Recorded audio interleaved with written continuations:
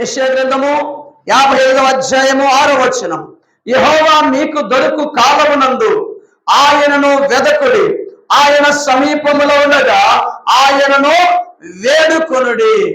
దేవాతి దేవుడు మనకు సమీపములో ఉన్నప్పుడు మనం ఏం చేయాలా? ఆయన ఆయన దొరికే కాలంలో మనం ఏం చేయాలో క్లారిటీగా చెప్తున్నాడు. యెహోవా మీకు దొరుకు కాలమునందు ఆయనను మీరు వెదకుడి, ఆయన సమీపంలో ఉండగా ఆయనను వేడుకొనుడి అని దేవుని యొక్క వాక్యం సెలవిస్తుంది. మొట్టమొదటిగా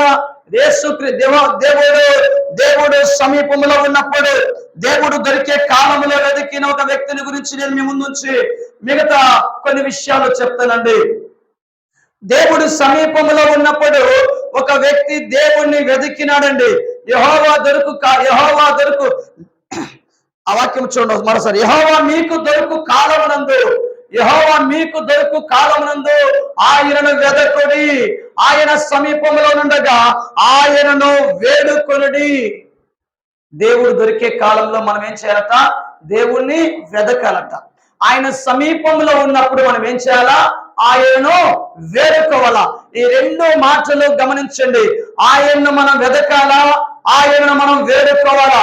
ఆయన వెదికిన వారి జీవితాల్లో ఎన్ని మేలు జరుగుతాయో, ఆయన సమీపంలో ఉన్నప్పుడు ఆయనను వేడుకున్న వారిలో ఎంత మేలు జరుగుతుందో ఈ మధ్యాహ్న కాల సమయంలో మనం చూస్తూ ఉన్నాం. అతను ఒక ట్యాక్స్ కలెక్టర్, ఆయన ఒక ఉద్యోగస్తుడు. ఆయనకు ధనానికి తక్కువ లేదు, ఐశ్వర్యానికి తక్కువ లేదు, ఉద్యోగానికి తక్కువ లేదు. ఒక ఉద్యోగస్తుడైన డబ్బు బాగా సంపాదించాడు, లంచాలు బాగా కూడగట్టినాడు, ఉన్నతమైన ధనవంతుడు, ఉన్నతమైన ఉద్యోగస్తుడు.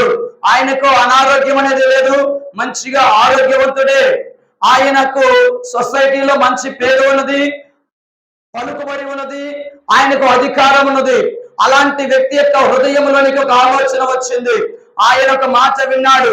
యేసుక్రీస్తు ప్రభువు యెరికో పట్టణంలోనికి ప్రవేశించాడు. లూకాసు సువార్త 19వ అధ్యాయంలోనికి రండి. లూకాసు సువార్త 19వ అధ్యాయంలో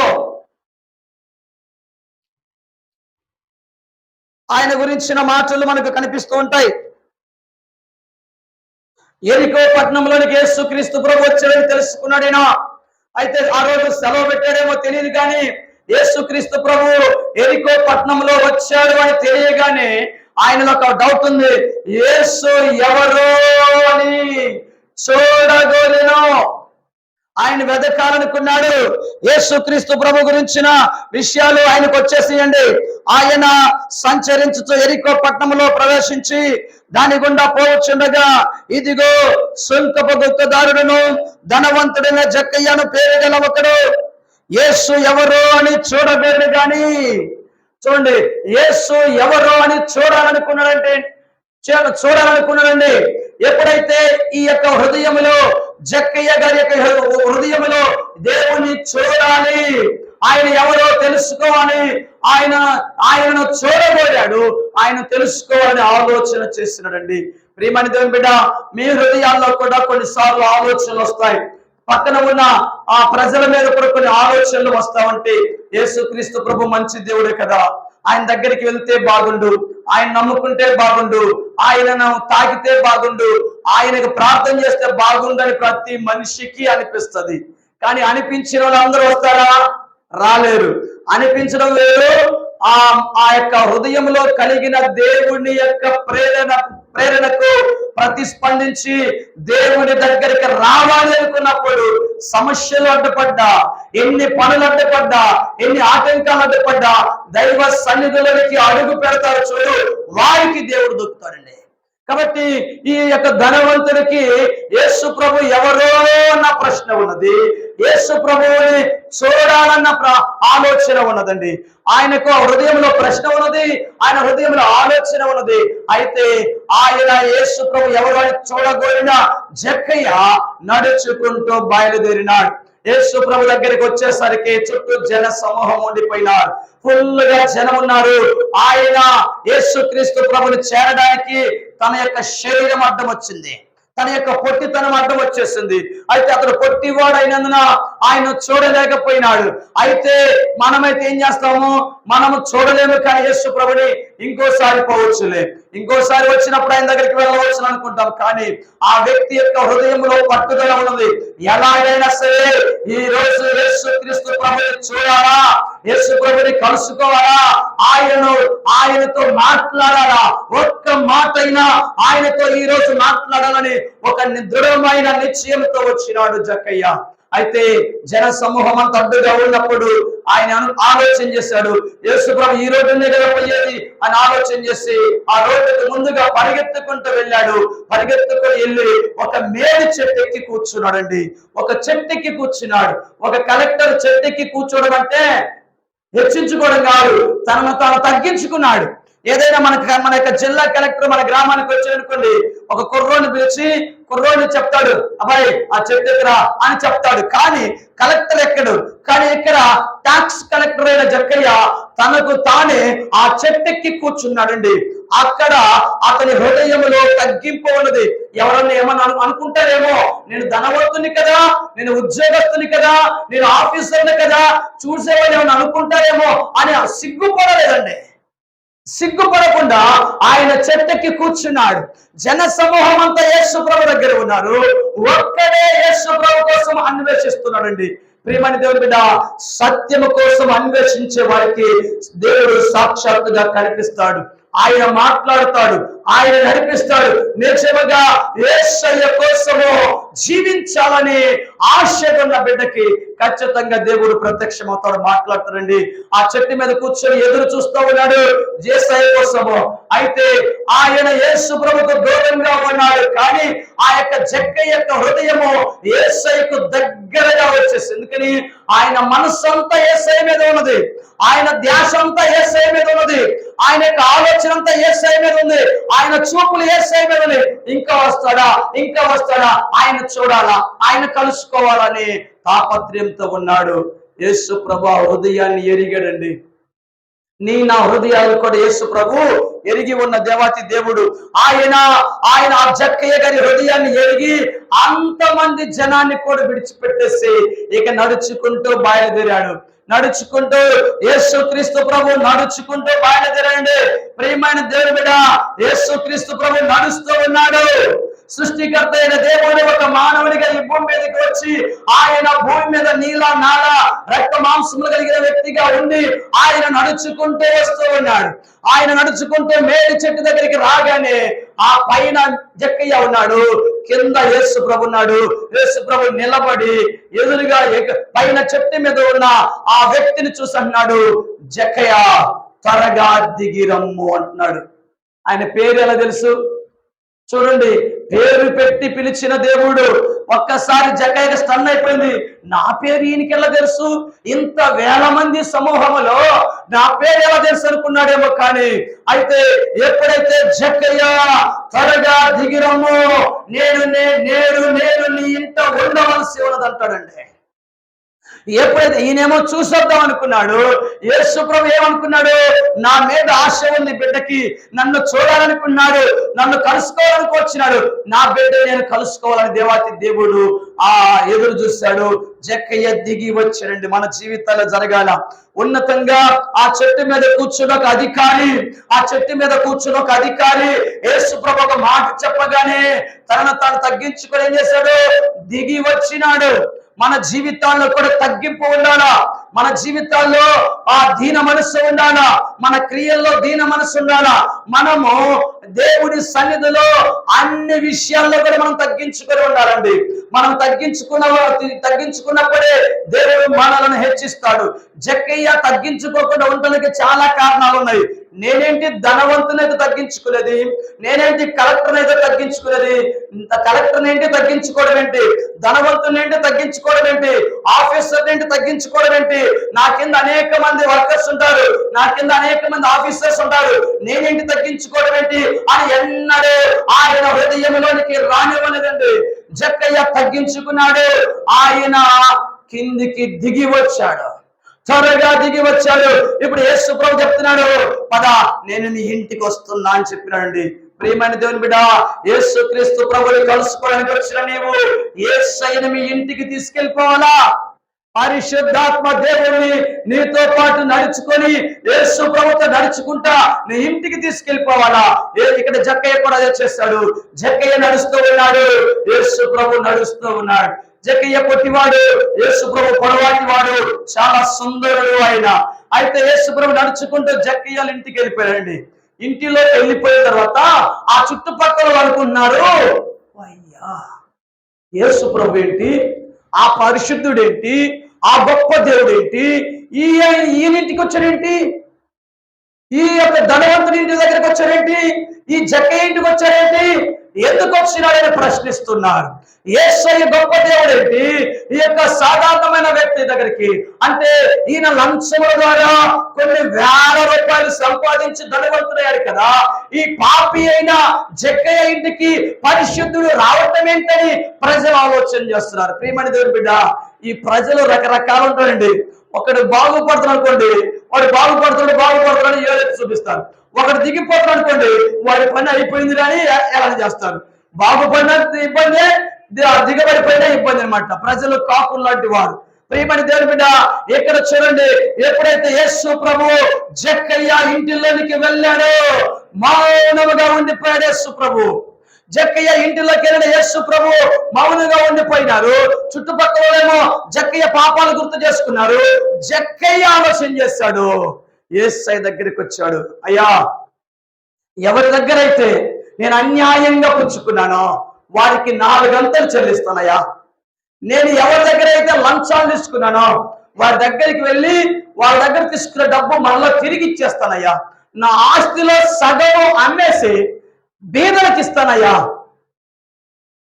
చూడండి, యేసుప్రభు చెప్పరా, చూడండి ఆయనకి ఎంత ఆస్తి ఉందో ఇక్కడ చూడండి, ఆలోచించండి.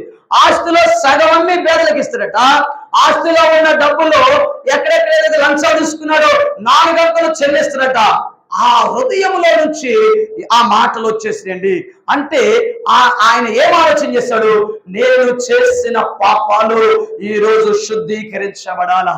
ఎందుకంటే సృష్టికర్త అయిన దేవుడు నా ఇంటిలోకి వచ్చినాడు. ఇదే సదావకాశము.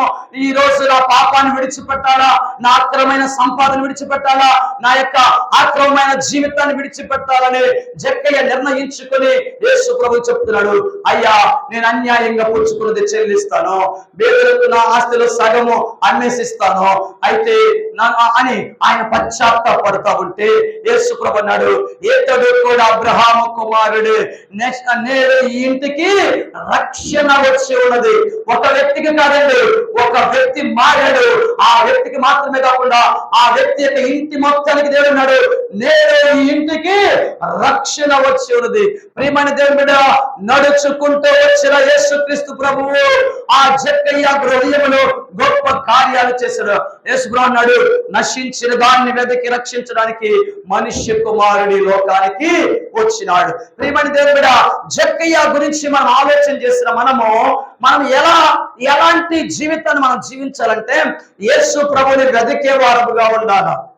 యెహోవా మీకు దొరకు కాలమునందు ఆయన మీరు వెదకుడి, ఆయన సమీపంలో ఉండగా ఆయన వేడుకునేది నీకు వాక్యం సెలవిస్తుంది. ఆయన వెతికాడు జక్కయ్య, యేసుక్రీస్తు ప్రభుని జక్కయ్య వెతికాడండి. వెతికిన వాడికి దొరికాడా లేదా? అంతమంది వేల మంది జనాన్ని విడిచిపెట్టి ఒక్క జక్కయ్య ఇంటిలోకి వెళ్ళటం అంటే ఎంత గొప్ప కార్యమో. ప్రియమైన దేవుని బిడ్డ, ఆనాడు జక్కయ్య ఇంటిలోకి వచ్చిన యేసు ప్రభు ఈనాడు నీ ఇంటిలో కూడా రావడానికి ఇష్టపడుతున్నాడు. ఈనాడు నీ హృదయంలో రావడానికి ఇష్టపడుతున్నాడు. యేసు ప్రభు అన్నాడు, ఇదిగో నేను తలుపు నద్ద నుండి నిలుచుండి తట్టుచున్నాను. ఏంటంట? తలుపు ఎక్కడ ఉంటుంది తెలుసు కదా. ఇదిగో నేను తలుపు నద్ద నిలుచుండి తట్టుచున్నాను, ఎవడైనా నా స్వరం విని తలుపు తీసినలా నేను లోపలికి వచ్చి అతనితో నాతో అతను కలిసి భోజనం చేస్తాను, నేను కలిసి అతనితో ఉంటానని దేవాది దేవుడు చెప్తున్నాడండి. అయితే మనము ఆయన స్వరాన్ని వినాలా, మనము ఆయన స్వరాన్ని విని ప్రతిస్పందించాలా. నీ ఇంటికి ఎవరైనా బంధువు వచ్చేసి అమ్మా అని డోర్ కొట్టారనుకోండి, నువ్వు లోపల నుండి గడేసుకొని ఎంతసేపు పిలిచిన రాలేదనుకోండి, ఆ శబ్దం విని కూడా విన్నట్టుగా రాలేదనుకోండి, ఏం చేస్తాడు ఆయన? కొట్టి కొట్టి కొట్టి దాటి వెళ్ళిపోతాడు. కాబట్టి ఆ తర్వాత వచ్చి బయటకు వచ్చిన తర్వాత ఎవరో చుట్టుపక్కల చెప్తారు, మీ బంధువు వచ్చాడమ్మా, మీ బంధువు వచ్చాడు, ఇప్పుడు దాకా పిలిచినాడు, వెళ్ళిపోయినాడంటే అప్పుడు బాధపడే సుఖము. అలానే యేసు క్రీస్తు ప్రభు హృదయం దగ్గర కడతా ఉంటాడండి. హృదయం దగ్గర మాట్లాడుచూ ఉంటాడు, నా బిడ్డ తలుపు తీస్తే బాగుండు, తన హృదయపు తలుపులు తీస్తే నేను లోపలికి వస్తాను. యేసయ్య మనసు హృదయంలోకి వచ్చాడంటే మన జీవితాలు మారిపోతాయి. యేసు ప్రభు ఇంటిలోకి వచ్చాడంటే మన బ్రతుకులు మారిపోతాయి. భౌతికంగా చూసినట్లయితే జక్కయ్యకి ఏ కొదువ లేదు, ఉద్యోగం ఉంది, ధనవంతుడు, డబ్బు ఉంది, పలుకుబడి ఉంది, అన్నీ ఉన్నాయి. కానీ యేసు ప్రభు యొక్క వాక్యం ఏం చెప్తుంది? నశించిపోయి ఉన్నాడు.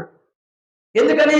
భౌతికంగా బాగానే ఉన్నాడు, కానీ ఆత్మ నశించిపోయింది. అతని హృదయంలో శాంతి లేదు, అతని హృదయంలో సంతోషం లేదు. ఎప్పుడు చూసినా మనోవేదన ఉంటుంది, ఎప్పుడు చూసినా దుఃఖం ఉంటుంది, ఎప్పుడు చూసినా వేదన. ఆయన ఉద్యోగం పోయేస్తున్నా గానీ ఆయనకు ఆ డబ్బు ఆయనకు తృప్తినివ్వలేదు, ఆయన ఉద్యోగం ఆయనకు తృప్తినివ్వలేదు, ఆయనకున్న ఆస్తి ఆయనకు శాంతి సంతోషాన్ని ఇవ్వలేదు అండి. ప్రియమైన దేవుని బిడ్డ, రీసెంట్ గా అత్యంత ధనవంతుడైన ముఖేష్ అంబానీ గారు తన కుమారుడి విషయంలో మాట్లాడుతున్నారు. అయితే డబ్బు చేయలేనిది చాలా ఉన్నాయి. డబ్బు ఉంటే చాలు అన్ని బాగుంటాయి అనుకుంటారేమో, కానీ డబ్బు చెయ్యలేనిది కొన్ని వేల కోట్ల రూపాయలు, కొన్ని మిలియన్స్ డాలర్స్ లేక వాళ్ళకి ధనం ఉన్నదండి. ముఖేష్ అంబానీ వాళ్ళు చెప్పిన మాట, డబ్బుతో శాంతిని కొనలేము, డబ్బుతో ఆరోగ్యాన్ని కొనలేము, డబ్బుతో సంతోషాన్ని కొనలేము. ఏదేమన్నా శాంతి, సంతోషము, ఆరోగ్యం అనేది ఎవరిస్తారండి? దేవుడు ఇస్తాడు. మరొక విషయాన్ని నేను గుర్తు చేయించున్నాను, మూల వాక్యాన్ని మరోసారి గుర్తు చేయించున్నాను. యెహోవా మీకు దొరుకు కాలమునందు ఆయనను మీరు వెదకుడి, ఆయన సమీపంలో నుండగా ఆయనను వేడుకొనుడి. ఈ జక్కయ్య విషయంలో యేసు ప్రభు నడుచుకుంటూ, దేవాది దేవుడు, సర్వోన్నతమైన దేవుడు, సాక్షాత్తు ఈ సృష్టిని కలుగజేసిన దేవుడు నడుచుకుంటూ జక్కయ్య ఇంటిలోనికి వచ్చినాడండి. యేసయ్య నడుచుకుంటూ వచ్చినాడు. యేసు ప్రభు నడుచుకుంటూ వచ్చినప్పుడు జక్కయ్య జీవితం బాధపడిపోయింది. మరొక విషయాన్ని కోటు చేస్తున్నాండి. లూకా సువార్త 7వ అధ్యాయంలో మరొక సంఘటన జరిగింది. అక్కడ జరిగిన విషయాన్ని గుర్తు చేయొచ్చున్నాను. యేసు ప్రభు ఈ సందర్భంలో కూడా నడుచుకుంటూ వస్తూ ఉన్నాడు. యేసు ప్రభు నడుచుకుంటూ ఒక గ్రామంలోనికి అడుగు పెట్టాడండి. యేసు ప్రభు నడుచుకుంటూ ఆ గ్రామం శివారులోకి వచ్చేసాడు. 7వ అధ్యాయం 13వ వచనం చదువుతున్నాను. ప్రభువు ఆమెను చూచి ఆమె ఎందుకు కనికరపడ్డాడట. ఇప్పుడు యేసు ప్రభు ఊర్లోకి ఎంటర్ కాగానే ఏం జరిగిందంటే, ఒక చచ్చిపోయిన యవనస్తుడు ఉన్నాడు. యవనస్తుడు చనిపోతే ఆ ఊరిలో ఒక విధవరాలమే, ఆమెకు భర్త లేడు, భర్త చనిపోయినాడు. ఒక్కగానొక్క కొడుకు అనమాట. ఆ కొడుకు కూడా చనిపోయినాడు. ఆ ఒక్కగానొక్క కొడుకు చనిపోతే ఆ అబ్బాయి విషయంలో ఊరంతా దుఃఖంలో ఉండిపోయింది. ఆమెకు చూడు ఎన్ని కష్టాలు వచ్చినవి. యవన కాలంలోనే భర్త చనిపోయినాడు, యవన కాలంలో ఉండగా ఆ యొక్క కుమారుడు కూడా చనిపోయినాడు, ఇక ఒంటరిగత అయిపోయింది. ఏంటి అన్ని కష్టాలు వచ్చినది? ఊరంతా దుఃఖంలో ఉండిపోయింది. ఊరంతా ఆమెకు సపోర్ట్ గా ఉన్నది. ఊరంతా ఆమె దగ్గరకు వచ్చి ఏడుస్తూ ఉన్నారు. అయితే ఆ కుమారుడు చనిపోయినాడండి. చనిపోయిన తర్వాత ఏం చేస్తారో తెలుసు కదా, సిద్ధం చేసినారు, పాడి కట్టారు, పాడి మీద బాలుని పడుకోబెట్టారు, శవాన్ని పడుకోబెట్టారు. మోసుకుంటూ 4 వ్యక్తులు వస్తూ ఉన్నారు. ఆ టైంలో యేసు ప్రభు ఊర్లోకి ఎంటర్ అయిపోయినాడు. మనమైతే ఏం ఆలోచన చేస్తాం? మన ఊర్లోకి వెళ్ళగానే శవం ఎదురైపోయింది అనుకోండి, ఎదురొచ్చింది అనుకోండి, ఇంకొక దారి చూసుకుంటాం. మనమైతే భయపడి. అమ్మ వింటున్నారా? అర్థమవుతుందా? కొద్దిగా అర్థమవుతుందా? ఊరిలోకి ఎంటర్ గానే మనమైతే ఏం చేస్తాం? అయ్యా అపశకునం వచ్చిందిరా నాయన అనుకుంటాం. రాకరి ఏదో శుభకార్యమైన పోతుంటే శవం వచ్చింది అని అనుకుంటాం మనం. ప్రియమైన దేవుని బిడ్డ, ఒక్కసారి ఆలోచన చేయండి. యేసు ప్రభువు నడుచుకుంటూ ఊర్లోకి వస్తున్నాడు. ఊర్లో నుండి శవము ఊరి వెలుపలకు మోసుకొని పోబడుతున్నది. చుట్టూ జన సమూహం అంతా ఉన్నారు. ప్రియమైన దేవుని బిడ్డ, ఆ విధవరాలితో ఏడవటానికి ప్రజలందరూ ఉన్నారు. ఆ విధవరాలి యొక్క బాధను అర్థం చేసుకోవడానికి ఊరు ఉన్నది. ఊరందరూ చూస్తున్నారు. ఆమె బాధను పంచుకుంటున్నారు. ఆమె బాధలో బాధపడుతున్నారు. ఆమె బాధలో ఏడుస్తున్నారు. ఆమె కన్నీరు కారుస్తుండగా వీరు కూడా కన్నీరు కారుస్తున్నారు. కానీ కొన్ని వందల మంది ఉన్న ఊరి గ్రామం అంతా ఏడుస్తూ దుఃఖములో, నిరాశ, నిస్పృహలో ఉన్నారు. కానీ ఆ వ్యక్తి యొక్క పరిస్థితి నుంచి తీసుకొచ్చేవాడు ఎవరు లేరు. ఏం చెప్తారు? సహజంగా ఏం చెప్తారు? ఎవరికైనా తప్పదమ్మా, మరణం ఎవరికైనా తప్పదు, మనం గుండె నిబ్బరం చేసుకోవాలని ఆవేదన మాటలు మనం చెప్తాము. అంతే కదా, కష్టాలు ఎవరికి రావు, మనుషులకే కదా వచ్చాయని చెప్తాము. కానీ ఆ సంపూర్ణంగా ఆ ఆదరణ ఇచ్చేది ఎవరు, ఆ యొక్క దుఃఖాన్ని ఆనందంగా మార్చేది ఎవరు? ఒకసారి మీరు ఆలోచన చేయండి. యేసు ప్రభు నడుచుకుంటూ వచ్చేసి పాడె దగ్గరికి వచ్చినాడు. ఆమెను చూశాడు. ఆమె బాధలో ఉన్నది, భర్తను కోల్పోయిన వేదన వైపు. కళ్ళ ముందు కుమారుడు ఎక్కొస్తున్నాడు. నాకు ఆదరణగా నిలబడతాడు బిడ్డ.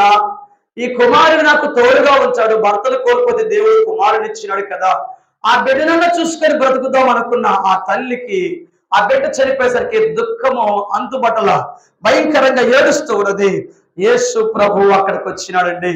ప్రియమైన దేవుని బిడ్డ, ఈ రెండో సందర్భంలో కూడా యేసు ప్రభువు నడుచుకుంటూ పాడె దగ్గరికి వచ్చినాడు. నా దేవుడు, నీవు నమ్మిన యేసు క్రీస్తు ప్రభువు నీతో పాటు నడిచే దేవుడు, నీ కష్టం దగ్గరికి వచ్చే దేవుడు, నీ కష్టంలో పాలు పంచుకునే దేవుడు, నువ్వు ఏడుస్తుండగా నీ కన్నీరు తుడిచే దేవుడండి ఈయన. యేసు ప్రభు వచ్చినాడు, పాడె దగ్గరికి వచ్చినాడు, ఆమెతో మాట్లాడుచున్నాడు. చూడండి, ప్రభువు ఆమెను చూచి, ఆ విధవరాలను చూశాడు యేసు ప్రభువు. యేసు ప్రభు ఒక్కసారిగా ఆ విధవరాలను చూశాడు, ఆమె ఎంతో కనికరపడ్డాడు. ప్రియమైన దేవుని బిడ్డ, యేసు ప్రభు ఎంత మంచివాడో చూడండి. ప్రభువు ఆమెను చూశాడు, ఆమె పట్ల కనికరపడ్డాడట. ఇప్పుడు యేసు ప్రభు మూడో మాట అంటున్నాడు, ఏడవవద్దని ఆమెతో చెప్పాడండి. అందరూ ఏమన్నారు?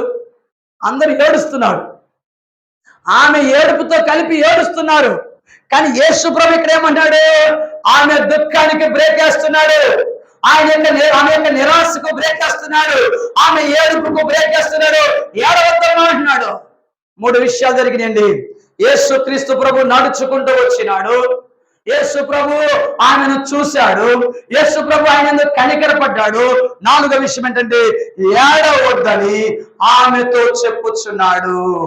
ఐదో విషయం ఏం జరిగిందంటే, ఆమెతో చెప్పిన యేసు ప్రభు దూరంగా పాడేని భయపడలా. మనమైతే భయపడతాం శవాలకి, కానీ పాడేని భయపడకుండా దగ్గరికి వచ్చాడండి యేసు ప్రభు, దగ్గరికి వచ్చాడండి. ప్రియమైన దేవుని బిడ్డ, ఈ మధ్యాహ్న కాల సమయంలో నీ దగ్గరికి కూడా వస్తాడు దేవుడు. నీవు అనుమతిస్తే నీ హృదయంలోకి వస్తాడు, నువ్వు పర్మిషన్ ఇస్తే నీతో కూడా దేవుడు నడుస్తూ ఉంటాడు. ప్రియమైన దేవుని బిడ్డ, దేవుడు నీతో నడుస్తాడండి, దేవుడు మీతో ఉంచాడు. దేవుడు మాతో ఉన్న దేవుడు మీతో ఉండడా? ఖచ్చితంగా దేవుడు మీతో ఉంచాడు. మొన్నటి రోజున శుక్రవారం టైంలో మేము ఒలేటివారి పాలెం పోయాము, సువార్త కోసం వెళ్ళాము. అక్కడ మొత్తం అరేంజ్ చేశారు, ప్రార్థన జరిపారు. ప్రార్థన పెట్టి వాక్యం చెప్పి అయిపోయిన తర్వాత ప్రార్థన చేయించుకోవడానికి బిడ్డలు బయలుదేరారు, దగ్గరకు వస్తున్నారు. మాకు ముందే అర్థమైంది అక్కడ చీకటి శక్తులు ఉన్న గడ్డని. నాగమని ఒక సిస్టర్ వచ్చినారు, ఆమె తల మీద పెట్టి ప్రార్థన చేయగానే భయంకరమైన చీకటి శక్తి దున్నుకుంటూ పడిపోయిందండి. ప్రియమైన దేవుని బిడ్డ, ఆ బిడ్డకు ప్రార్థన చేశాము, దేవాది దేవుడు ఆ చీకటి శక్తిని బంధించినాడు. అక్కడ చేస్తుంది ఎవరు? కార్యము. చేసేది ఎవరు? కార్యము. ఆ కార్యములో నిలబడే దేవుడు దైవ సేవకులు. దైవ సేవకులు నిలబడి దేవుని పక్షాన నిలబడి ప్రార్థన చేసినప్పుడు ఆ దయ్యాలు ఏం చేస్తాయి? గజ్జ గజ్జ గజ్జ వణికి పారిపోతాయి. అంతే. దేవునికి మనము లోబడినప్పుడు దయ్యముల వరకు లోబడతాయండి. దేవునికి లోబడి అప్పుడు అపవాదిని ఎదిరించుని వారిని ఎదురుండి పారిపోవడం. కాబట్టి మనము దేవునికి లోబడాలా. మనము దేవునికి లోబడకుండా దైవ సన్నిధిలో తగ్గించుకోకుండా కార్యాలు జరగాలంటే టైం పడుతుందండి. నువ్వు దేవుని సన్నిధిలో జక్కయ్యలాగా తగ్గించుకొని నువ్వు దేవుని కొరకు జక్కయ్యలాగా నడవడానికి ఇష్టపడితే, జక్కయ్య యొక్క పాపాలు విడిచిపెట్టడానికి ఇష్టపడ్డాడు కాబట్టి ఆ విధంగా ఇష్టపడితే దేవాది దేవుడు గొప్ప కార్యాలు చేస్తాడు. యేసు ప్రభు ఆమెను చూశాడు, ఆమెను మీద కనికరపడ్డాడు, ఆమెతో చెప్తున్నాడు ఏడవద్దు అని చెప్తున్నాడు. దగ్గరికి వచ్చినాడు. ఇప్పుడు యేసు ప్రభు ఏం చెప్తాడు తెలుసా? ఆ దగ్గరికి వచ్చి పాడెను అట్ట తాకాడండి. Impossible as possible in the name of Jesus. అసాధ్యమైన కార్యాలు యేసు నామమున సాధ్యమవుతాయండి. ఎప్పుడైతే యేసు క్రీస్తు ప్రభువు ఆ యొక్క చనిపోయిన బాలుడి శవమున్న ఆ పాడెను తాకాడు, ఏం జరిగింది చూడండి. దగ్గరకు వచ్చి పాడిన ముద్దగా మోయిచున్న వారు నిలిచిరి. చనిపోయిన బాలుడు లేచి కూర్చున్నాడే. ఆ పాడిన ముట్టగానే చనిపోయిన బాలుడు లేచి కూర్చున్నాడు. దించండి ఇక పాడన్నాడు యేసు ప్రభు. ఆ పాడిని దించారండి. పాడిని దించి ఆ అబ్బాయిని చేత్తో పట్టుకొని యువతలకి నడిపించి ఆ విధవరాలికి అప్పగిస్తున్నాడు. అమ్మా, ఇదిగో నీ కుమారుడు, తీసుకెళ్ళిపోయి ఇంటికి. ఈ కార్యాలు ఎవరైనా చేస్తారండి? ఇలాంటి కార్యాలు ఎవరైనా చేస్తారా? మట్టిలోకి వెళ్ళబోతున్న శవాన్ని మట్టిలో వెళ్లకుండా ఇంటిలోకి పంపించేదెవరు? శ్మశానంలోకి వెళ్తున్న శవాన్ని ఆ సజీవంగా ఇంటికి పంపించేదెవరు? తన కుమారుని మట్టిలో పాతి పెట్టి వచ్చి ఒంటరిగా ఏడ్చుకునే పరిస్థితుల్లో ఉన్న తల్లి ఇంటికి చచ్చిపోయిన తన కుమారుని తాకి ఆ పాడిని ముట్టి సజీవంగా అప్పగించిన జీవము గల దేవుడు నీకు నాకు గొప్ప కార్యాలు చేస్తాడండి. గొప్ప కార్యాలు చేస్తాడు. అయితే మనకి వచ్చిన సమస్య ఏంటంటే, మనం అనుకుంటాము యేసయ్య ఏంటి నాకు గొప్ప కార్యం చేయడు, యేసు ప్రభు ఏంటి ఇంకా నాకు స్పందించడు, యేసు ప్రభు ఇన్ని రోజులుగా దేవుడి దగ్గరికి వెళ్తున్నా కదా, యేసు ప్రభు ఎందుకు నన్ను పట్టించుకోడు అని మనం అనుకుంటాము. యేసు ప్రభు అన్నాడు, యేసు ప్రభు ఏ దేవుడి కోసం నువ్వు అడిగేసిన రోజే, దేవుడి కోసం నువ్వు ఆలోచన చేసిన రోజే నీకు నిర్ణయిస్తాడు దేవుడు ఈ బిడ్డకు సహాయం చేయమని. నీకు నిర్ణయిస్తాడు దేవుడు ఈ బిడ్డకు కార్యం కావాలని. అయితే మనం ఏం చేస్తామంటే, మనం చేసే కొన్ని పొరపాట్లు మన ఆశీర్వాదాలకు అడ్డుపడుతూ ఉంటాయి. మనం చేసే సొంత తెలివితేటలు మన ఆశీర్వాదాలకు అడ్డుపడుతూ ఉంటాయండి. ఏమన్నాడండి దేవుడు? రక్షింప నేరకిన్నట్లు యెహోవాస్తవ కొరచకాలేదు, విన నేరకిన్నట్లు ఆయన చెవులు మందంగా లేవు, మీ దోషములు మీకు అడ్డుగా వచ్చినాయి అని చెప్తున్నాడు దేవాతి దేవుడు. అడ్డుగా వచ్చినవి, అందుకే మీకు కార్యాలు జరగటం లేట్ అవుతుంది.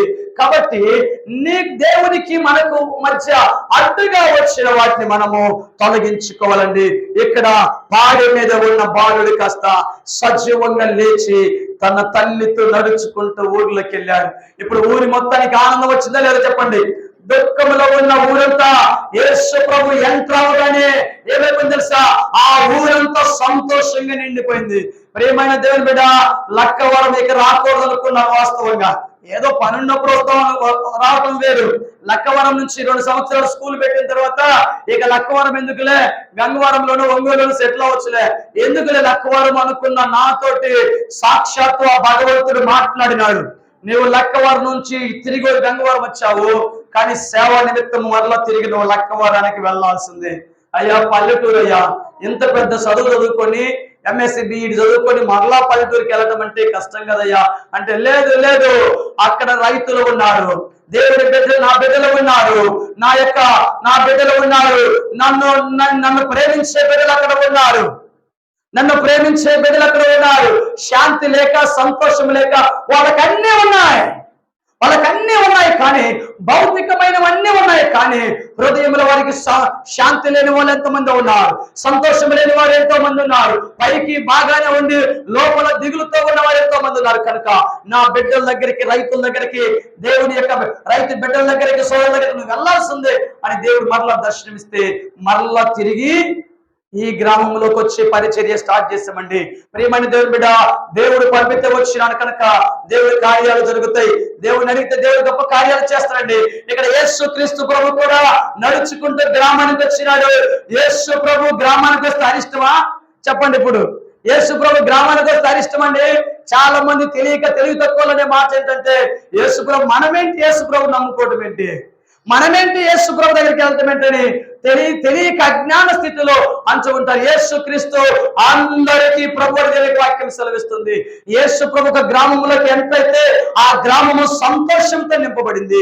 మరొక సందర్భాన్ని గుర్తు చేసి నేను ముగిస్తానండి. మార్కు సువార్త 42వ అధ్యాయంలో రండి. అయితే ఆయన వారిని అందరినీ బయటికి పంపివేసి ఆ చిన్నదాని తల్లిదండ్రులను తనతో ఉన్న వారిని వెంటబెట్టుకుని ఆ చిన్నది పరుండి ఉన్న గదిలోనికి వెళ్ళి ఆ చిన్నదాన్ని చెయ్యి పట్టి, ప్రియమైన దేవుని బిడ్డ, ఈ సందర్భంలో ఏం జరిగిందంటే, యేసు ప్రభు దగ్గరికి ఒక ఆయన వచ్చినాడు. అయ్యా అర్జెంటుగా నా ఇంటికి రాయ్యా అని చెప్పేసినాడు యేసు ప్రభు. యేసు ప్రభుని పిలిచారు. అర్జెంటుగా ఇంటికి రాయ్యా అని యేసు ప్రభుని పిలిచారు. యేసు ప్రభు సరే వస్తానమ్మా అని చెప్పినాడు. అయితే వస్తానని చెప్పిన ఈలోపు 12 సంవత్సరాల రక్తస్రావ రోగంతో ఉన్న ఒక స్త్రీ వచ్చి యేసు ప్రభుని ముట్టింది, ఆమె బాగుపడింది. ఆ తర్వాత బయలుదేరి యేసు ప్రభు వాళ్ళ ఇంటికి వెళ్ళాడండి. పిలువబడిన వారి ఇంటికి వెళ్ళాడు. వెళ్ళేసరికి ఆ ఇంటి నిండా జనం ఉన్నారు. ఇంటి నిండా జనం ఉన్నారు. బయట జనమే, లోపల జనమే, ఫుల్గా జనం ఉన్నారు. అయితే లోపల ఒక యవనస్తురాలు 12 సంవత్సరాల అమ్మాయి చచ్చిపోయింది. చచ్చిపోయిన తర్వాతే ఆ తండ్రి వచ్చినాడు యేసుప్రభు పిలవడానికి. యేసుప్రభు ఇంటిలోకి వచ్చిన తర్వాత ఏం చెప్పాడంటే, యేసుప్రభు ఇంటిలోకి వచ్చిన తర్వాత అన్నాడు, మీరు ఏడుస్తూ ఉన్నారు, గొల్లు చేయుచున్నారు, మీ ఏడుపును ఆపండి అని యేసుప్రభు చెప్పినాడు. యేసుప్రభు మీ ఏడుపును ఆపండి అని చెప్పిన తర్వాత ఒక మాట అన్నాడు, ఆ అమ్మాయి చచ్చిపోలేదు, బ్రతికే ఉంది, ఆ అమ్మాయి చనిపోలేదు, బ్రతికే ఉంది, మీరు ఎందుకు ఏడుస్తున్నారు యేసుప్రభు చెప్పాడు. చచ్చిపోయే సంగతులు అందరూ తెలుసు.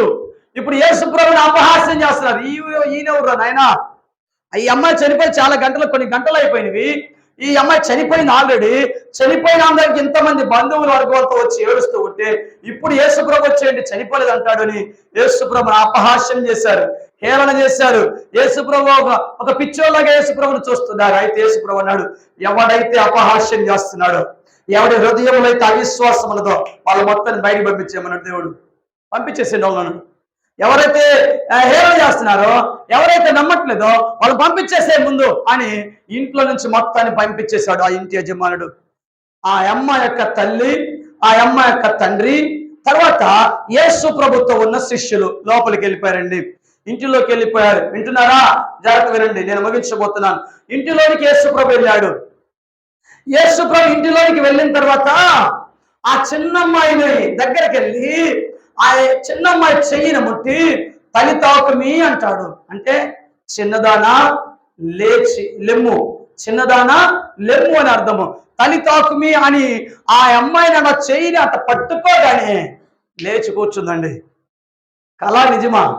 దేవుడు అద్భుత కార్యాలు చేస్తాడు, దేవుడు ఆశ్చర్య కార్యాలు చేస్తాడు. దేవుడు ఉన్నతమైన దేవుడు. ఈరోజు రావా వెంకటలక్ష్మక్క మాధవారం వచ్చి ఆమె లేస్తుందని ఎవరు అనుకోదా? ఊరోళ్ళందరూ ఏమనుకున్నారు మాధవరంలో, నువ్వు నమ్మే దేవుడు ఎక్కడున్నాడమ్మా, నువ్వు నమ్మిన యేసుప్రభు ఎక్కడున్నాడు, నువ్వు పడుతుంటే కాపాడలేడా, నువ్వు ఆటోలో నుంచి పడుతుంటే నువ్వు నీ దేవుడిని నీకు రక్షించలేదా, నువ్వు దేవుడిని నమ్ముకున్నావు కదా, నీకెందుకు దెబ్బ తగిలింది, నువ్వు దేవుడిని నమ్ముకున్నావు కదా, నువ్వుకెందుకు ఎమిగిరిగింది అని హేళన చేసిన వారు ఎంతో మంది నాకు తెలుసు. అయితే ఒక్కొక్కరు పలకరిద్దామని ఆమె దగ్గరికి వచ్చిన వారు, ఏంటి యేసుప్రభు నమ్ముకున్నావు కదా, నీకేంటి కష్టము, అంత గొప్ప దేవుడు నమ్ముకున్నా నీకెందుకు ఇంత ఇబ్బంది అని అన్నవాళ్ళు ఉన్నారు. ఇంకెందుకు నీ దేవుడు అన్న వాళ్ళు ఉన్నారు. అయితే ఆ మాటలకు ఎక్కడ జడలేదమే, ఎక్కడ భయపడలేదమే, ఏం పడలేదు, నా దేవుడు నన్ను రక్షించడానికి సముద్రాన్ని ఆయన ఏంది విశ్వాసం ఉంచింది. ప్రియమణి దేవుడి బిడ్డ, ఇప్పుడు ఆమె కొన్ని రోజులు ప్రార్థన చేసిన తర్వాత ఇక్కడే మోసిరెడ్డి అన్న మమ్మల్ని తీసుకెళ్ళింది. కాబట్టి దేవుని కోసం ఒక మంచి పని చేసామంటే అది వ్యర్థంగా పోదండి. ఆయన చేసిన పని ఏంటంటే నాకు ఫోన్ చేసి నన్ను పిలిపించాడు మాధవాడు. ఆయన డైరెక్ట్గా అడుగుతాడు, పొద్దులు ఎక్కడ ఉన్నావు అంటాడు.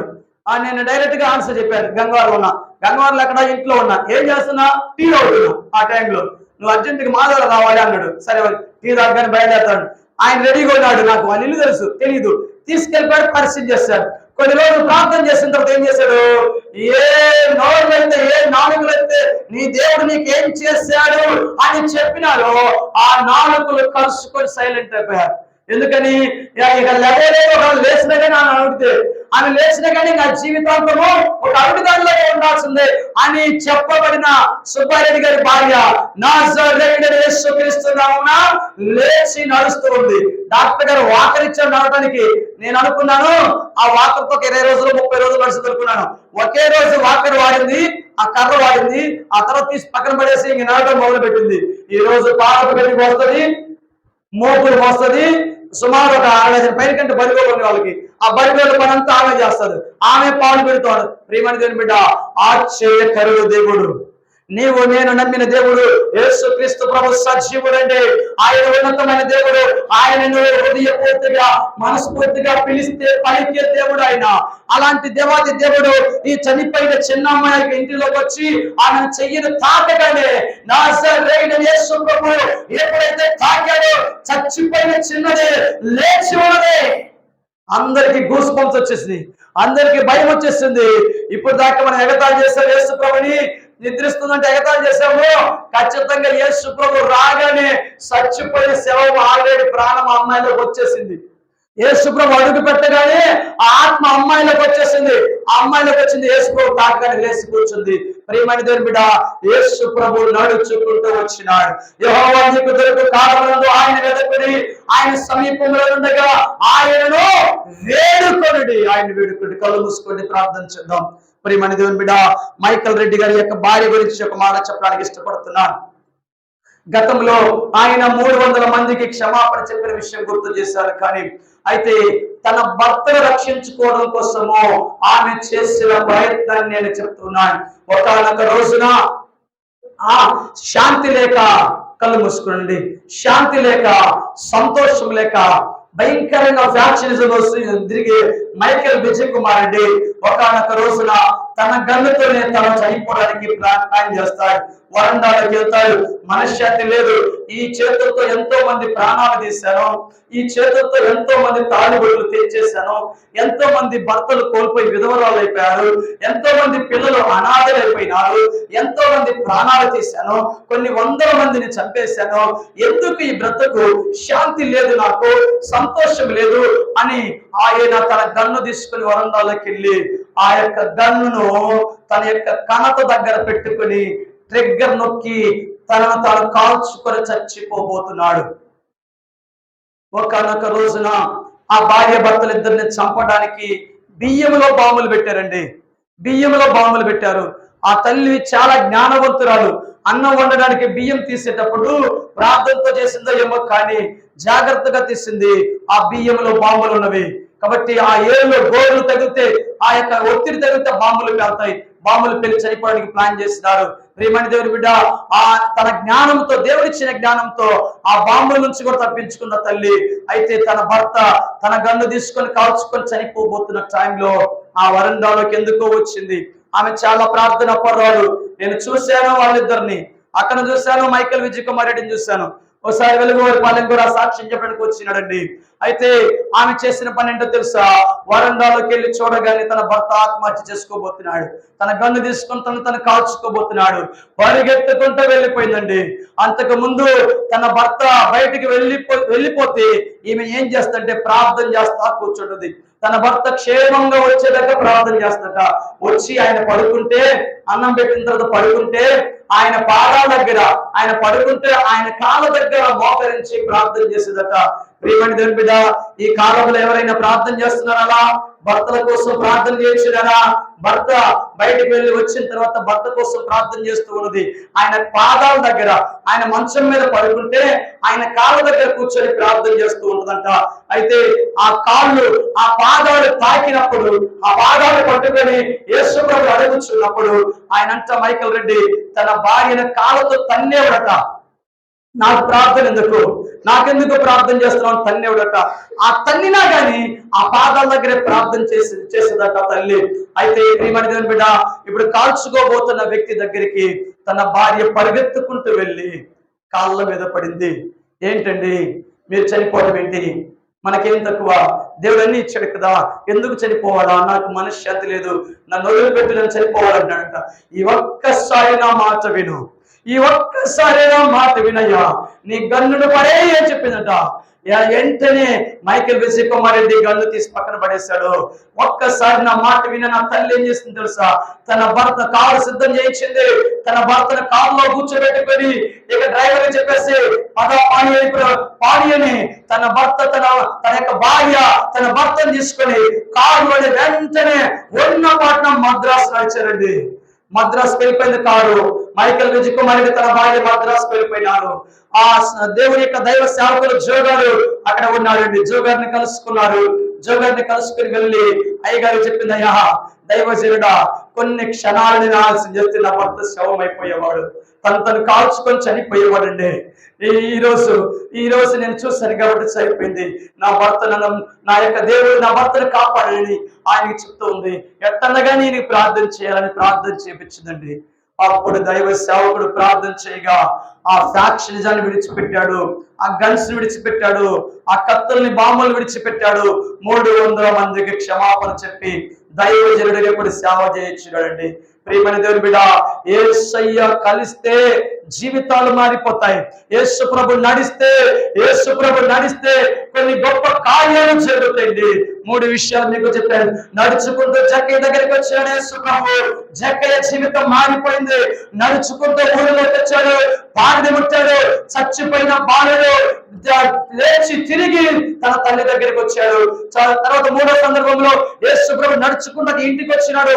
చచ్చిపోయిన 12 సంవత్సరాలు యవనస్తురాలు యేసు ప్రభు ముట్టగానే ఆమె లేచి కూర్చుంది. ప్రియమైన దేవుని బిడ్డ, పునరుత్థానము నేనే, జీవము నేనే అని చెప్పిన దేవాది దేవుడు, నా యందు విశ్వాసం ఉంచువాడు చనిపోయిన బ్రతికి నా యందు విశ్వాసం ఉంచువాడు ఎన్నటికీ చనిపోడు.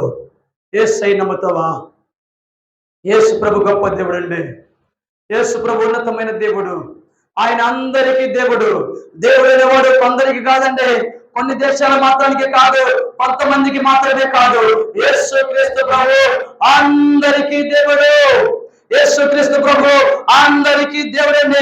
ప్రియమైన దేవుని బిడ్డ, యేసు క్రీస్తు ప్రభు నీ కోసం వచ్చినాడు, నీ కోసం నడుచుకుంటూ వచ్చినాడు, నీ కోసం నడుచుకుంటూ వచ్చిన జక్కయ్య కోసం నడుచుకుంటూ వచ్చిన దేవుడు.